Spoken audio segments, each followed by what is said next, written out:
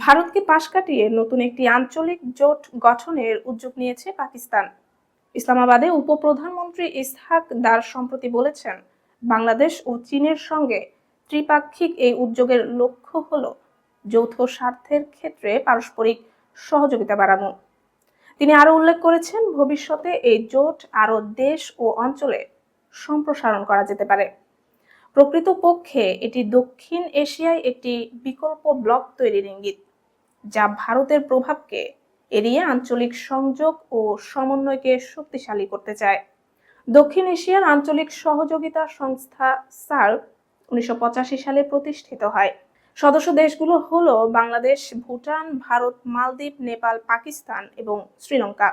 2007 সালে আফগানিস্তান যোগ হয়।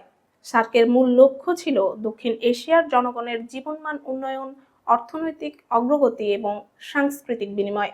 তবে ভারত পাকিস্তান উত্তেজনা ও রাজনৈতিক বিরোধের কারণে সার্ক কার্যত অচল হয়ে পড়েছে। উদাহরণস্বরূপ 2016 সালে ইসলামাবাদে অনুষ্ঠিতব্য সার্ক সম্মেলন স্থগিত হয়েছিল ভারত অংশগ্রহণ না করায়।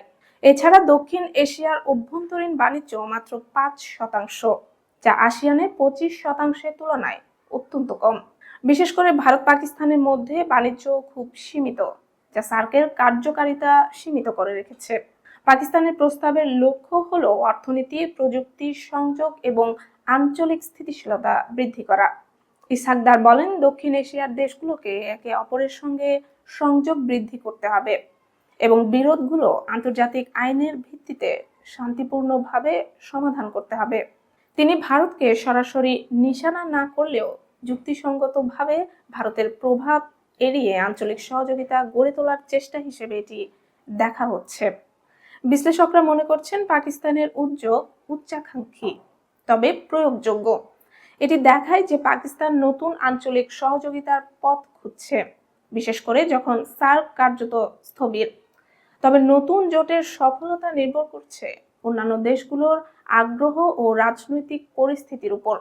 শ্রীলঙ্কা, নেপাল, মালদ্বীপ এবং ভুটান প্রাথমিকভাবে সংযোগ, জলবায়ু অভিযোজন এবং অর্থনৈতিক স্থিতিশীলতার মতো বিষয়গুলোতে এই উদ্যোগে অংশ নিতে আগ্রহী হতে পারে।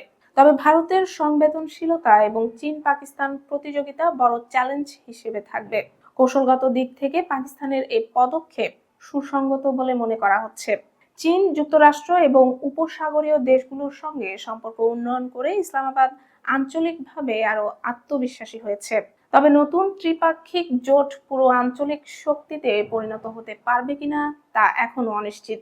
এই উদ্যোগ দক্ষিণ এশিয়ার কূটনীতি এবং শক্তি ভারসাম্যে একটি নতুন অধ্যায়ের সূচনা করতে পারে।